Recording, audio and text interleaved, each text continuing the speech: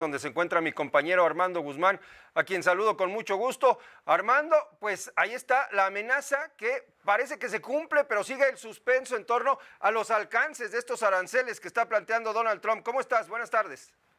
Con mucho gusto de estar contigo, primo. Un poquito apenado por el lugar, pero bueno, es algo que tuvimos que hacer aquí en Washington para poder estar contigo. Te voy a decir, una de las cuestiones que a mucha gente le preocupa es que tenemos una idea de lo que quiere hacer el presidente Donald Trump, pero no sabemos exactamente de qué está hablando, de qué aranceles está hablando. Y cuando te hablan en total de los aranceles a los productos mexicanos, la verdad se te caen los calcetines, porque es cuando todo se vendría abajo. Pero aparentemente la única cuestión que hasta ahora la Casa Blanca ha continuado hablando es de un arancel, un impuesto al petróleo y al gas natural, y esto nos afectaría. Estados Unidos importa diariamente casi 5 millones de barriles de petróleo de Canadá y también casi un poco más de medio millón de barriles de petróleo de México. Ahora, todo esto tiene un impacto también inflacionario en los Estados Unidos.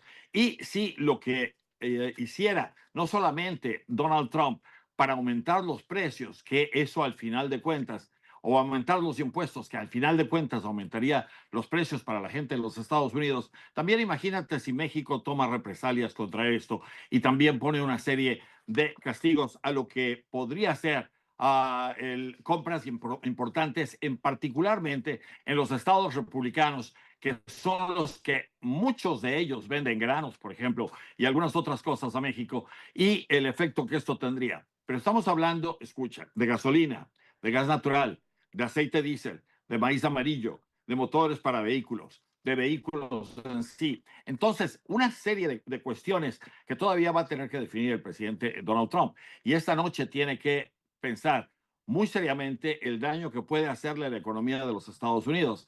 Es cierto que nos puede hacer daño a nosotros, pero al final de cuentas, yo creo que, de lo que se habla aquí hoy, y en este momento están hablando aquí en una reunión acerca de eso, es qué es lo que puede hacer México y Estados Unidos para juntos empalmar y entonces enfrentar los retos del fentanilo y los retos de la inmigración. Creo que en la cuestión de inmigración se ha quedado muy claro todo de cómo está la situación.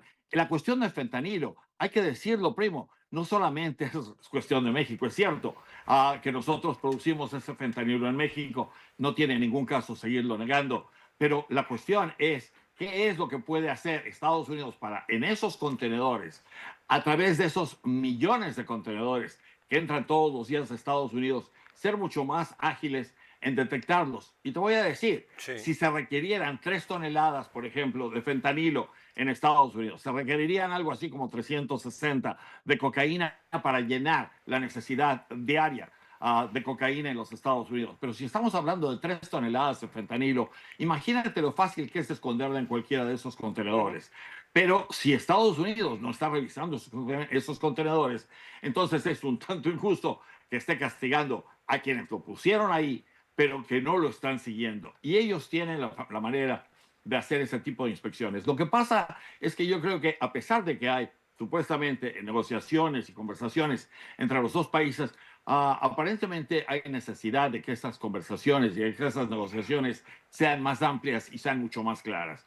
Y ahí es en donde estamos esta noche. Si esto llega a producirse como mañana se advierte que se produciría alrededor del mediodía, entonces veremos cuáles son las consecuencias, cuáles son las represalias que toma México y de ahí también sabremos si hay algún tipo de negociación o de apertura o de diálogo que pueda llegar no solamente a un pleito y a cerrar todo en una guerra comercial, sino tratar de arreglar todas estas quejas que hay para que esos contenedores continúen llegando a Estados Unidos y continúen llegando a México en la forma en la que están abiertos. Hay propuestas aquí, por ejemplo, de una unión aduanera. Una unión aduanera es lo que tiene la Unión Europea, por ejemplo, que se determinan los parámetros de un territorio y entonces se ponen fronteras comunes que dejen pasar mucho de esta mercancía.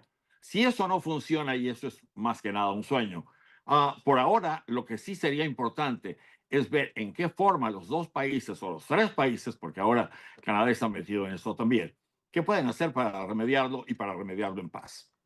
Es muy importante lo que estás diciendo, Armando, porque parte de esta incertidumbre se genera no solo por no saber a qué productos se pueden aplicar estos aranceles, sino también por conocer las metas, es decir, ¿qué es lo que quiere Donald Trump?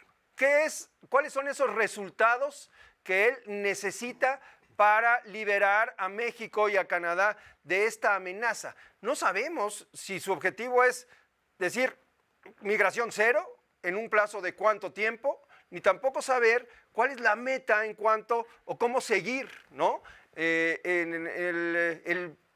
El tema del fentanilo en cuanto a los alcances y en cuanto a justamente estos objetivos en el tiempo y también en cantidad que se deben fijar.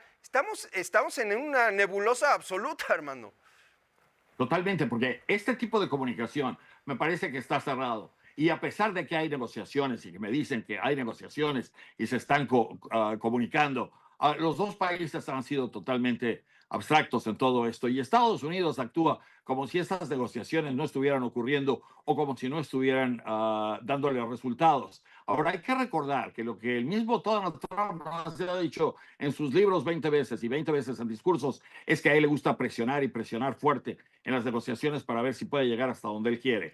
Si eso está ocurriendo, entonces por eso él está presionando, actuando como si no hubiera un diálogo con México. Pero si ese diálogo existe, te voy a decir una cosa, México va a señalar de la gran cantidad de productos estadounidenses que van a tener un impacto en los Estados Unidos, los aranceles, con este tipo de compras que van a hacer de muchos de los productos que entran de México, que no solamente se hacen en México, sino que son hechos con dinero, con capital americano, para los mercados americanos. Bueno, entonces ese tipo de cosas, si hay que hacerle, contarle y explicarle lo que un arancel es, porque aparentemente él continúa diciendo que son grandes cantidades de dinero que van a entrarle al Tesoro americano, sin darse cuenta que muchas de estas mercancías podrían estar fuera de competencia, fuera de mercado totalmente, y no tendría ningún caso estar gastando en enviarlas cuando no van a entrar o cuando van a entrar a un precio al que las van a sacar del mercado porque no van a ser competitivas. Entonces, ese tipo de cosas seguramente se están discutiendo, seguramente quienes están sentados en las mesas están sabiendo de lo que están hablando, pero la cuestión es cuánto es. Si es acero y aluminio, si es gasolina, si es diésel, si son computadoras, si son microprocesadores, en fin, toda esta gran gama de productos que los dos países intercambian todos los días. Oye, Armando, dentro de estas negociaciones, o mejor dicho, dentro de estas pláticas, pues hay muchos involucrados que no tienen que ver con los gobiernos, ni de Estados Unidos ni de México. Y estoy hablando de empresas afectadas, como las empresas armadoras de automóviles o de diversas industrias. ¿Qué papel están jugando? ¿Tienen interlocución con Donald Trump? ¿Están intentando pues hacer entrar en razón al presidente de Estados Unidos? Ese es un muy buen tema el que tocas, porque por un lado está la parte pública, la cara que está dando Donald Trump y las exigencias que le está poniendo.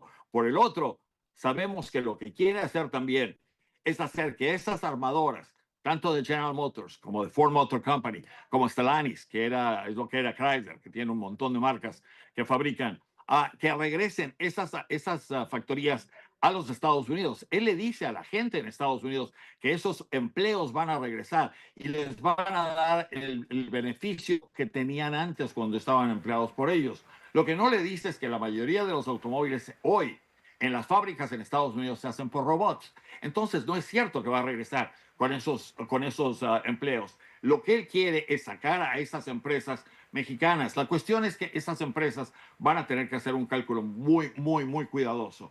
¿Cuánto les cuesta dejar la capacidad instalada? Los miles de millones de dólares que gastaron ya en esa capacidad instalada las fábricas en Estados Unidos para sacar el Chevrolet, el GM Sierra, y hay otra camioneta que hace GM y Chevrolet, que son muy populares en Estados Unidos. ¿Cuánto les costaría dejar todo eso en México o levantarlo? Porque no se trata del circo Ataide, con mucho respeto para los Ataide, pero levantar el circo y llevárselo a otro lado no es tan fácil, no es tan rápido. Si las armadoras se regresan a Estados Unidos, ellos van a tener que calcular cuánto les costaría desmontar todo eso, montar otra vez en Estados Unidos, y si las rebajas en impuestos que Donald Trump les está ofreciendo a cambio de que regresen a los Estados Unidos, si eso en realidad terminaría con el enorme gasto y les redituaría el gasto que tuvieron para dejar toda esta capacidad instalada en México y entonces regresar con eso a los Estados Unidos.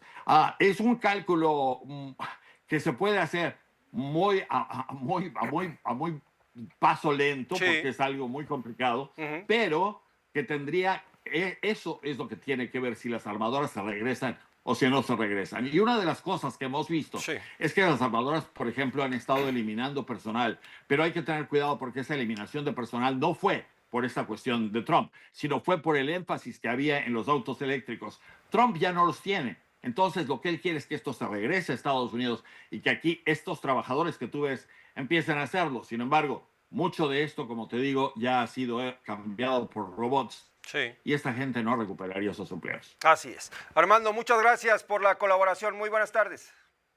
Encantado de estar contigo, como siempre. Buenas tardes. Ahí está Armando Guzmán desde Washington. Tenemos más información.